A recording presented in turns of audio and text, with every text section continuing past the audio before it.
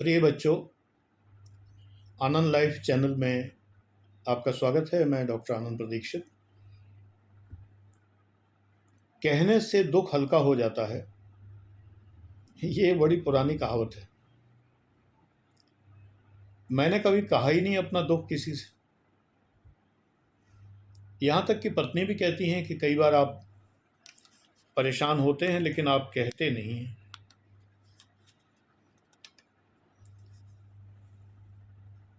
घर में भी मैंने कभी शेयर करना ज़रूरी नहीं समझा, लोग फेस एक्सप्रेशन समझ जाते हैं। यहाँ तक कि तुम सब बच्चे भी मेरे फेस एक्सप्रेशन से कई बार समझ जाते हो कि गुरुजी परेशान हैं या बीमार हैं, ऐसा कुछ समझ जाते हो। कभी कभार, कभी कभी गलत भी समझते हो। कोई और बात होती है तो मैंने ऐसा नहीं कि जीवन मुझे कोई दुख नहीं मिला, कोई तकलीफ नहीं मिली। सबसे बड़ा दुख होता है जिसके माता पिता चले जाएं। सबके जाते हैं, लेकिन जब गए 20-21 साल हो गए तो अपार दुख था। किससे कहता। मुझे अपना दुख अंदर रखने की आदत है। थोड़ा बहुत बीपी बढ़ता उड़ता होगा, शुगर पर प्रभाव पड़ता होगा, चलो वो तो सब मेडिसिन कंट्रोल कर ही लेती हैं। लेकिन मैं ये मानता ही नहीं हूं कि दुख किसी से कुछ कहने से हल्का हो जाता है। A shoulder to cry, I never need it. A shoulder to cry. लड़कियों को बड़ी ज़रूरत होती है, बुरा ना माने बेटियां, लड़कियों को ज़रूरत होती। इसीलिए लड़कियां बहुत बुरी तरह से मैं शब्द खोज रहा हूं, क्या कहूं, ठगी जाती हैं, चीट की जाती हैं। उन्हें ज़रा सी तकलीफ हो और कोई ना कोई शोल्डर टू क्राई, एक कंधा रोने के लिए चाहिए होता है। चतुर शिकारी पुरुष आंसू पहुंचने के लिए रुमाल भी रखता है और देने के लिए कंधा भी रखता है। कंधा देने में देर नहीं करता। एक छोटी सी घटना दूसरी बार सुना रहा हूं। मैं ग्वालियर से बस से लौट रहा था। उस ज़माने में जब मैं कार में नहीं चलता था, थी ही नहीं, तो प्रोफेसर था, ग्वालियर से आ रहा था। भिंड में एक महिला रोती हुई बस में चढ़ी। ग्वालियर से इटावा के रास्ते में भिंड पड़ता है। वो बैठ गई आके। मैं चाहे जितना भावुक हूँ, कुछ भी हूँ, लेकिन मैं कभी भी इन मामलों में पड़ता नहीं हूँ। कभी भी मैं चुपचाप देखता रहा, निष्ठुर की तरह से। हाँ, अगर उसको सीट न मिलती तो मैं सीट ज़रूर दे देता उसे। पानी की आवश्यकता होती, पानी दे देता। उस ज़माने में पानी की बोतल लेके लोग नहीं चला करते थे, बिस्लरी नहीं बिका करती थी, लेकिन मैं सदैव अपना एक पीतल की, एक मेरे पास एक बॉटल नुमा चीज़ थी जो मैं पानी हमेशा अपना लेके चलता था। ये सब मैं कर सकता था, लेकिन मैं कंसोल नहीं कर सकता। मेरे अंदर बहुत बड़ी कमी ये है, और ख़ास करके स्त्रियों को। पुरुषों को जनरली ज़रूरत भी नहीं पड़ती। सार्वजनिक स्थान पर ऐसे रोते हुए पुरुष नहीं देखे जाते। तुरंत एक आदमी हट्टा कट्टा, मोटा ताज़ा, थोड़ा सा गंजा, थोड़े से बाल, अधेड़ उम्र, 45-50 के बीच में, बड़ी मोरी का पाजामा पहने हुए, कुर्ता पहने हुए, मोटी सी चेन डाले हुए। मैं उसका सीन बता रहा हूँ, जिसको देख के मेरे मन में जो उसकी छवि बनी वो मैं बता रहा हूँ। अभी तक मुझे इतने साल बाद भी याद है। वो उस महिला के पास बैठ गया आके और बड़े ही सहानुभूति से बात करने लगा, और वो महिला भी सब कुछ बताने लगी। साफ लग रहा था कि पहले से परिचित वो नहीं है। बीच की बात छोड़ दीजिए, वो बातें करता रहा, वो महिला रोती रही और बीच बीच में उसके कंधे पर सर भी रख लिया। इटावा जब वो लोग उतरे हैं तो वो महिला उस पुरुष के साथ चली गई उसके घर। उसने अपनी बातों में इस कदर पटा लिया उसे। मैं ठीक पीछे बैठा था, मैं सब सुन रहा था। उसे कन्विंस कर लिया कि उसके घर चले, और अपने अच्छा आदमी भी हो सकता है, उसके घर में परिवार हो सकता है, उस महिला को अगर वो बहुत ही आदर्श स्थिति में हो तो उसको अपनी बहन की तरह भी रख सकता है, आगे के लिए ज़िंदगी भर सहारा भी दे सकता है, वगैरह वगैरह।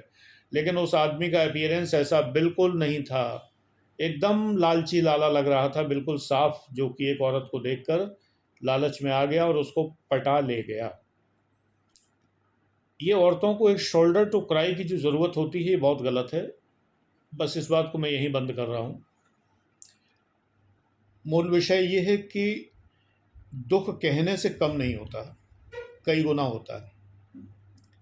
जब आप किसी से कहते हैं तो एक बार फिर कम्युनिकेट होता है, आप अपने अंदर सॉरो फील कर रहे हैं।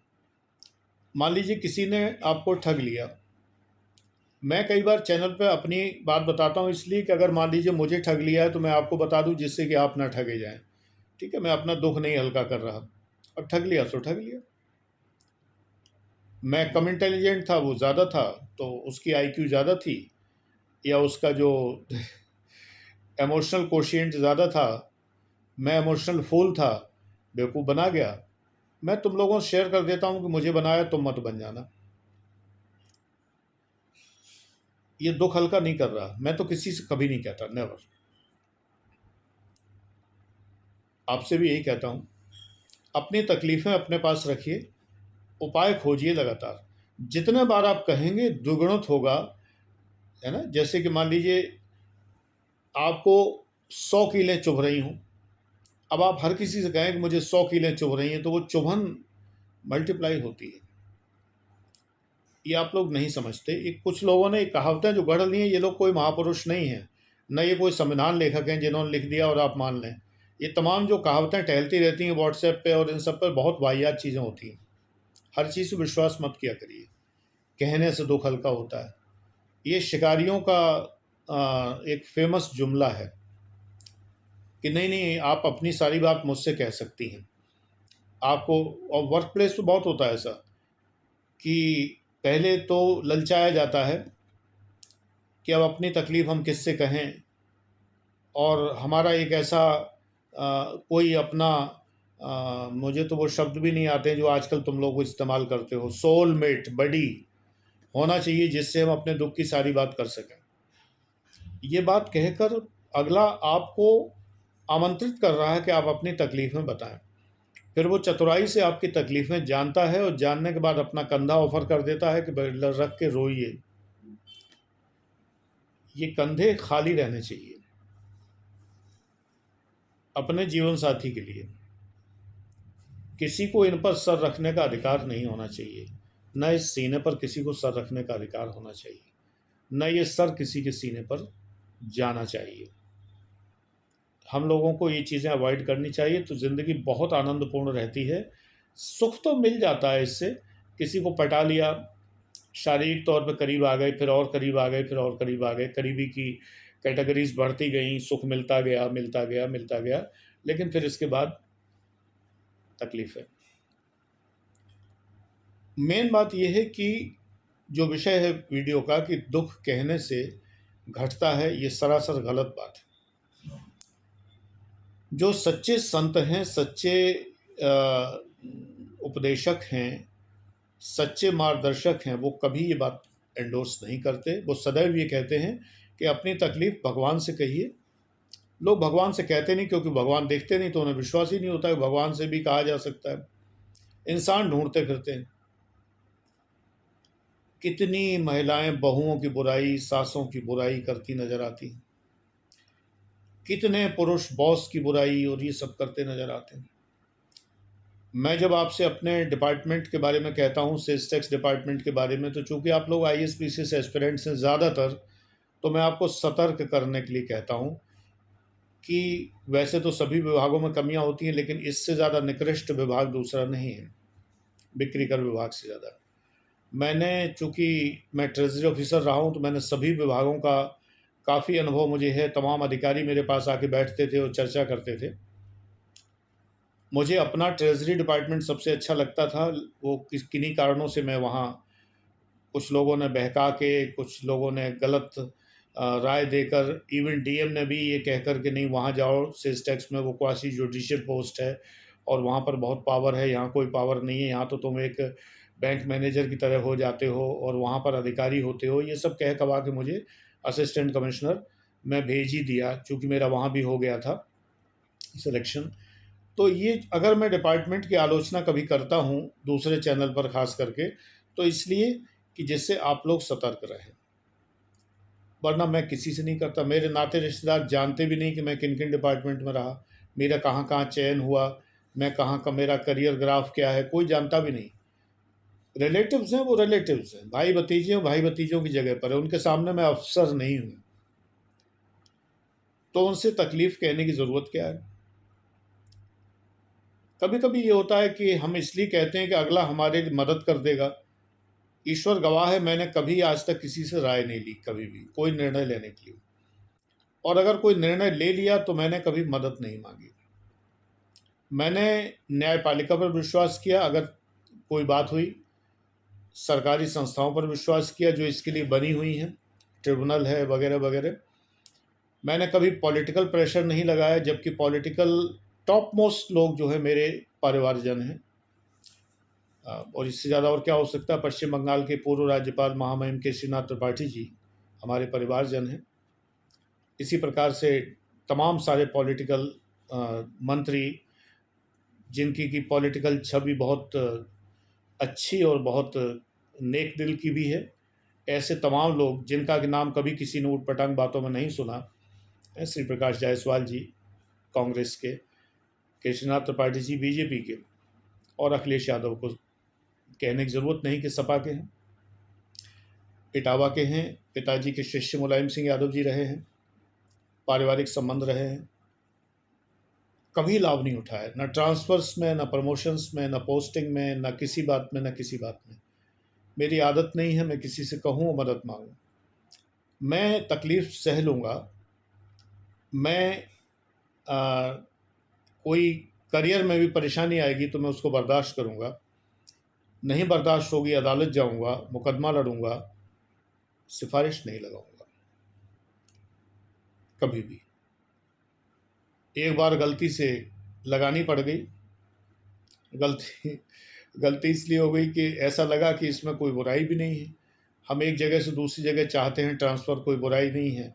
हम चाहते थे कि बच्चे इलाहाबाद पढ़ें, गाज़ियाबाद से इलाहाबाद ट्रांसफ़र चाहते थे। गाज़ियाबाद असिस्टेंट कमिश्नर एनफोर्समेंट थे, बहुत बड़ी पोस्ट है और बहुत चाही हुई पोस्ट है, लोगों को मिलती नहीं है तमाम पैसा खर्च करके भी। और मैं वहाँ से जाना चाह रहा था इलाहाबाद, जहाँ कोई जाना नहीं चाहता, जिससे कि बच्चे यूनिवर्सिटी में पढ़ लें। तो सिफारिश लगवा ली थी, क्योंकि मंत्री जी बहुत करीबी थे, कहा और उन्होंने कह दिया तुरंत। इलाहाबाद के रिश्ते से बहुत करीब थे, भाजपा की नई नई सरकार आई हुई थी। लेकिन उसके बाद डिपार्टमेंट ने परेशान करना शुरू किया, तरह तरह की दिक्कतें आईं। मुझे लगा कि ये पॉलिटिकल जो वरद हस्त है किसी का अपने ऊपर नहीं रखना चाहिए। बेटा, दुख कहने से कम नहीं होता, बढ़ता है, आप चाहे जब आजमा लीजिए।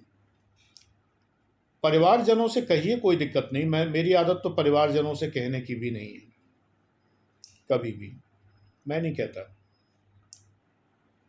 इवन पत्नी बच्चों से भी तकलीफ़ की बात नहीं करता, खुशी बांटता हूँ, तकलीफ़ नहीं बांटता हूँ। हम किसी को अगर दे सकते हैं तो खुशी दें, तकलीफ़ तो ना दें। चैनल्स पर इसलिए आया कि तुम्हें खुशी दे सकूँ, तुम्हें अच्छी बातें बता सकूँ। एक पेड ग्रुप स्टार्ट कर दिया, आनंद लाइफ, क्योंकि इस उम्र में जितना परिश्रम करता हूँ तो थोड़ा सा प्रतिफल मिलता रहे तो सम्मानपूर्वक जीवन बना रहे। आनंद लाइफ 5100 फीस थी उसकी, अब 11,000 है। लोगों ने इतने प्रश्न किए हैं और इतना समय लिया है और ऐसे ऐसे अजीब अजीब प्रश्न किए हैं, और ऐसा ऐसा कैसा कैसा तैसा तैसा जैसा जैसा मैं क्या कहूँ, बहुत तनाव भी दिया है मुझे। तो जानबूझ के फ़ीस 11,000 कर दी कि 5100 में ही नहीं आप लोग ले रहे थे एडमिशन, 11,000 में तो बिल्कुल ही नहीं लेंगे। कहने को बैच भी बना रहेगा कि एक पेड बैच भी है और एडमिशन कोई लेगा नहीं। मन संतुष्ट बना रहेगा कि लोग इसलिए नहीं ले रहे कि 11,000 नहीं खर्च करना चाह रहे। हालांकि लाइफ मैनेजमेंट के लिए मुझे कोई ज़रूरत नहीं थी, लेकिन योगा सीख रहा था, साथ में वो लाइफ मैनेजमेंट भी सिखाते थे। तो मैंने 1250 रुपये प्रति घंटे के हिसाब से खर्च किए और मिनिमम हमें कम से कम 1-1.5 लाख का पैकेज लेना होता था। तो रेट ये है, रेट वो नहीं है जो मैंने 5100 में जो चार्ज किया और जो असीमित समय के लिए समय दे रहा हूँ। ज़्यादातर लोग बहुत अच्छे हैं बैच में, लेकिन कुछ लोग बड़ी कुंठित हैं और अनर्गल चिंतन करते हैं, जिनका कोई चिंतन का कोई सिरा नहीं है कोई भी। तो इसलिए मैं कहता हूँ, मैं इस चैनल पर या BTPUP पर, जिसका नाम अब सिवाग IAS है, इसलिए आया था कि मैं आपको प्रसन्नता दे सकूँ। कोशिश भी की, 2000 से ज़्यादा वीडियो बना दिए, और क्या चाहिए। ये फ्री वीडियोज़ हैं। पेड क्लास तो आजीविका है, लेकिन फ्री वीडियोज़ पूरे मन से बनाता हूँ। तो बाँटिए, प्रसन्नता बाँटिए ज़्यादा से ज़्यादा। आजीविका के लिए ईमानदारी से कमाइए, है ना। चारा मत डालिए लोगों को। हे गाय, गाय आ गई चारा खाने। कैसे हो गाय? गाय ने सिर हिलाया, ठीक है सर। न आप गाय हैं, न मैं ग्वाला हूँ, इसलिए मैं हे गाय नहीं कहता कभी। इंसान तुम भी हो बेटा, इंसान हम भी हैं। Thank you.